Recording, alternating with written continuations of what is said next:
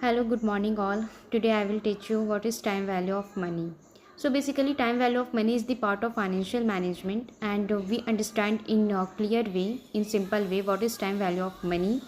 So the definition of time value of money is that the money received in today is more valuable than the money received in future. हमारे पास जो पैसे आज received हो रहे हैं, आज हमें जो मिल रहा है वो ज़्यादा कीमती है जो हमें फ्यूचर में पैसा मिलेगा, क्योंकि फ्यूचर अनसर्टेन है। हम फ्यूचर नहीं जानते हैं फ्यूचर में क्या होगा, बट हमारे पास जो अभी पैसे मिल रहे हैं हम जानते हैं कि हम इसे री कर सकते हैं किसी सेक्टर में जहाँ हमें जो हमारा प्रेफरेंस है वहाँ हम इसे री कर सकते हैं, हमारा प्रेफरेंस रहता है। हमें ये डिसाइड, अब आप पूछोगे कि ये इंपॉर्टेंट क्यों होता है time value of money. So ये इंपॉर्टेंट इसलिए होता है क्योंकि हमें through the time value, with the help of time value of money we can analyse the inflations and current cash flow of money in present and future. We can understand the difference between present and future.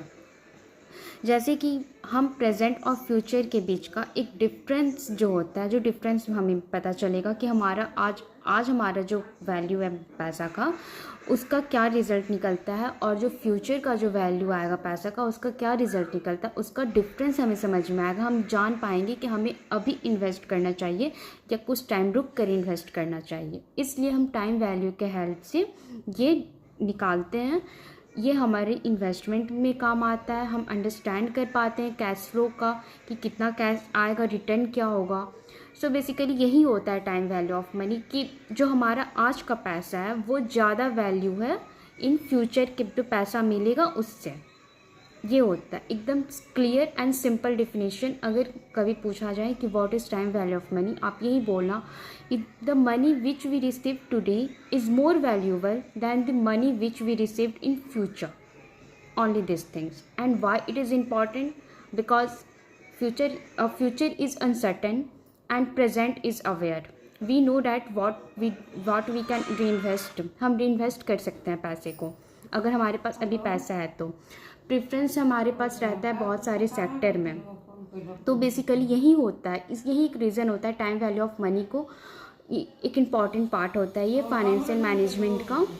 And आगे से मैं अपनी series को continue करते जाऊंगी। बीच में मैंने break लिया था कुछ ड्यू टू सम रीज़न। अगर आपको और भी किसी टॉपिक में प्रॉब्लम है या कुछ भी है, प्रॉब्लम्स आ रही है या आपको जो समझ में नहीं आ रहा है तो आप मुझे बताइएगा, कमेंट में ज़रूर बताइएगा। और आपको मेरी चैनल पसंद आए तो please please please like and subscribe ज़रूर करिएगा। Thank you, bye.